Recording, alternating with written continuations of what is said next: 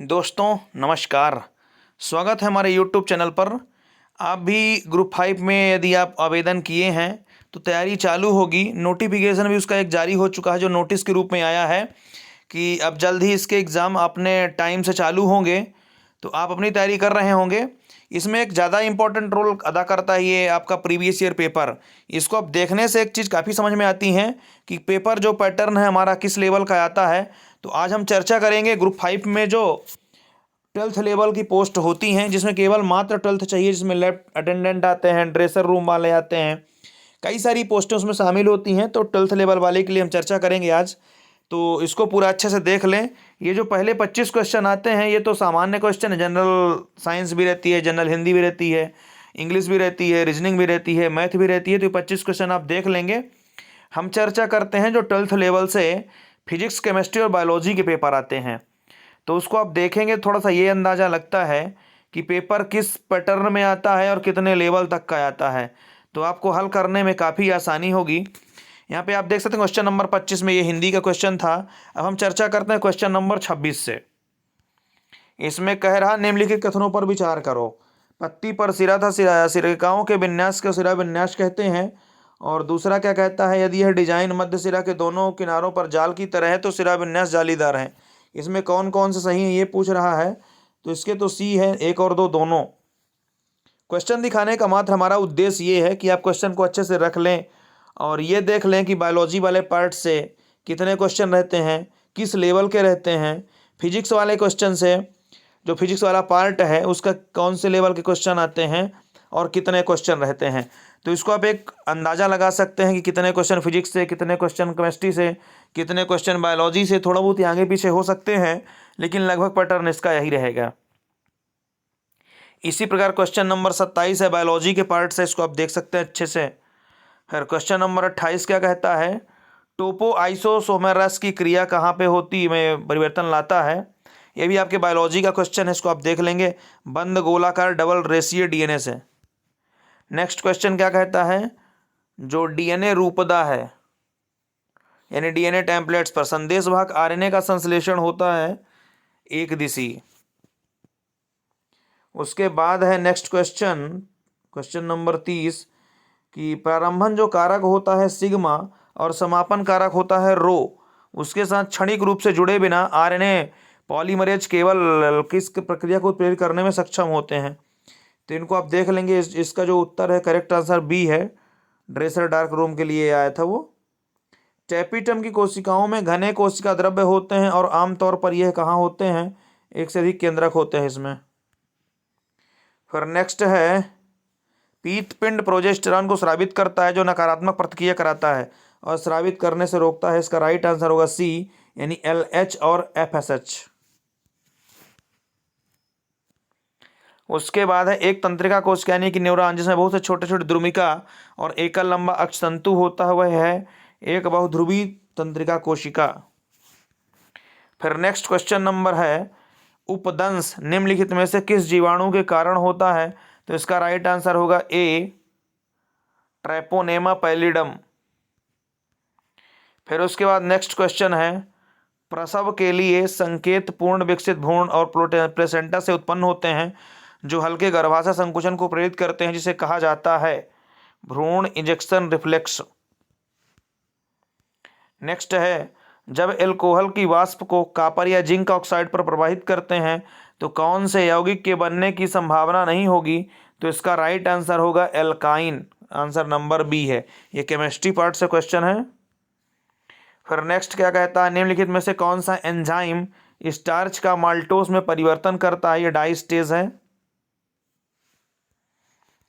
फिर उसके बाद नेक्स्ट क्वेश्चन है साटन बामन अभिक्रिया निम्न के साथ संभव नहीं है।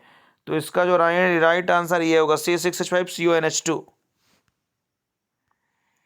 फिर उसके बाद क्या कह रहा है कि एक प्रतिक्रिया का संतुलन स्थिरांक कितना है। तो प्रतिक्रिया कौन सी होगी। तो इसका राइट आंसर होगा एंडोथर्मिक। नेक्स्ट स्प्रिंग नियतांक के लिए कौन सा कथन असत्य है। तो इसका राइट आंसर होगा ए, इसका मात्रक न्यूटन मीटर है। फिर नेक्स्ट क्वेश्चन है कि एक लिफ्ट का वेग 2 मीटर पर सेकंड है जब यह कुल द्रव्यमान 1800 किलोग्राम का वहन करता है तो लिफ्ट द्वारा अनुभव किया गया विरोधी बल 4000 न्यूटन है। तो मोटर द्वारा दी जाने वाली न्यूनतम शक्ति क्या है? इसका जो आप हल करेंगे तो आंसर इतना आता है 59 HP। नेक्स्ट है, ऊर्ध्वाधर के चारों ओर शीर्ष की धुरी की गति को क्या कहा जाता है? तो इसका राइट आंसर होगी पुरस्सरण। फिर नेक्स्ट है, निम्नलिखित में से क्या उत्सर्जित नहीं करते हैं रेडियोधर्मी तत्व उनके क्षय के दौरान? तो इसका राइट आंसर होगा बी नंबर, प्रोटॉन्स।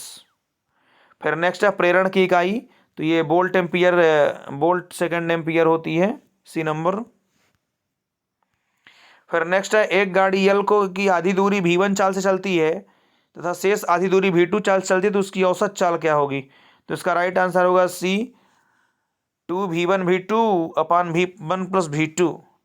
नेक्स्ट है, युग्म का आघूर्ण क्या कहलाता है? ये तो बलाघूर्ण होगा। फिर नेक्स्ट है, सत्य बल के लिए सूत्र क्या होता है? तो इसका राइट आंसर हो जाएगा ऑप्शन नंबर सी। नेक्स्ट है, एम्पियर घंटा किसकी इकाई है? तो ये आवेश की मात्रा। नेक्स्ट है, दो विद्युत बल्ब जिनके प्रतिरोधों का अनुपात 1:2 है, इसको आप हल कर लेंगे, ये न्यूमेरिकल क्वेश्चन, इसको आप हल करेंगे थोड़ा सा। इसका राइट आंसर सी है। नेक्स्ट बोल रहा है, साधारण माइक्रोस्कोप की मैग्नीफाइंग पावर क्या है? तो इसका राइट आंसर हो जाएगा ऑप्शन नंबर बी।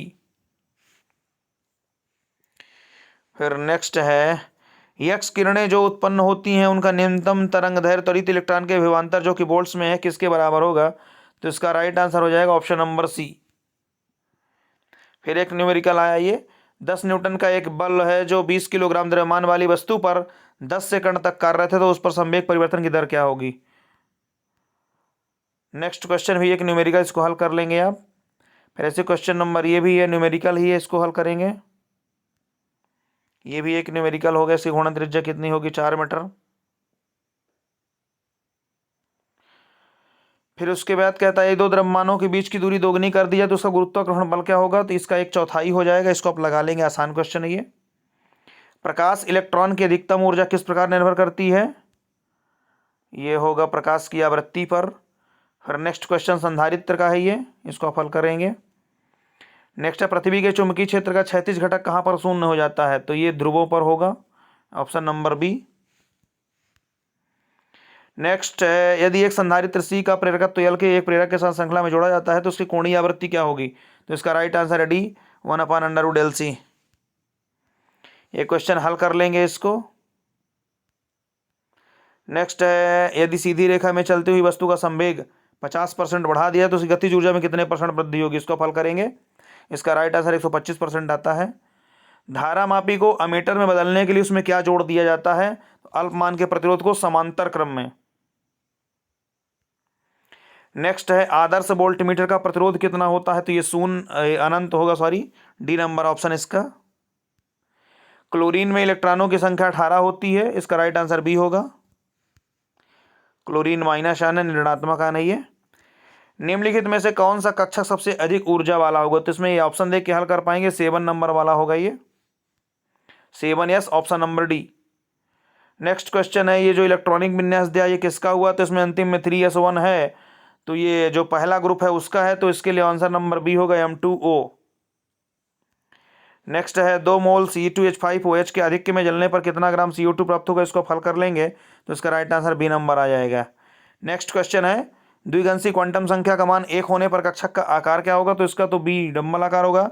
इसमें S, P, D, F के लिए होते हैं 0, 1, 2, 3, तो 1 के लिए बोल रहा है तो P होगा, P का आकार डम्बल होता है, S का आता तो गोलाकार है, D का डबल डमरू। नेक्स्ट है, 5p कक्षकों में समायोजित होने वाले अधिकतम इलेक्ट्रॉनों की संख्या कितनी है? C, इसमें 10 होंगे, ओ सॉरी 5f बोल रहा है, F 14, S, P, D, F। S में अधिकतम 2 इलेक्ट्रॉन, P में अधिकतम 6 इलेक्ट्रॉन, D में अधिकतम 10 इलेक्ट्रॉन, F में अधिकतम 14 इलेक्ट्रॉन होते हैं। तो F कक्षक की बात कर रहा तो अधिकतम इलेक्ट्रॉन 14 होंगे। फिर नेक्स्ट है, कौन सा इलेक्ट्रॉनिक विन्यास अफबाऊ के सैद्धांतिक सिद्धांत के अनुकूल नहीं है? इसको आप निकालेंगे, तो ये 4d10 4s1 दिया हुआ है।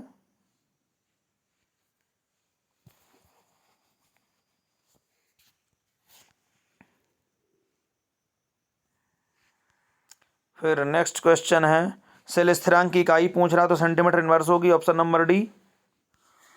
फिर नेक्स्ट है, निम्न में से किस में नाइट्रोजन की ऑक्सीकरण अवस्था उच्चतम है? ए N3H।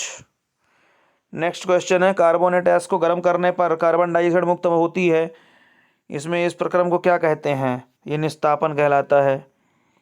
प्रगलन में अयस्क के साथ गालक मिलाने का उद्देश्य क्या होता है कि जो अयस्क है यानी अपद्रव्य है उनको पृथक हो जाए वो। नेक्स्ट है, दो पदार्थों को पृथक करने की जो प्रभाजी क्रिस्टल विधि है वो किसके अंतर पर निर्भर करती है? तो इसका राइट आंसर होगा विलेयता, सॉल्युबिलिटी है ये। नेक्स्ट है, किस विधि का प्रयोग कार्बनिक अम्लों के अणुभार निर्धारण के लिए किया जाता है? तो इसका जो राइट आंसर है वो सिल्वर लवण विधि होगी।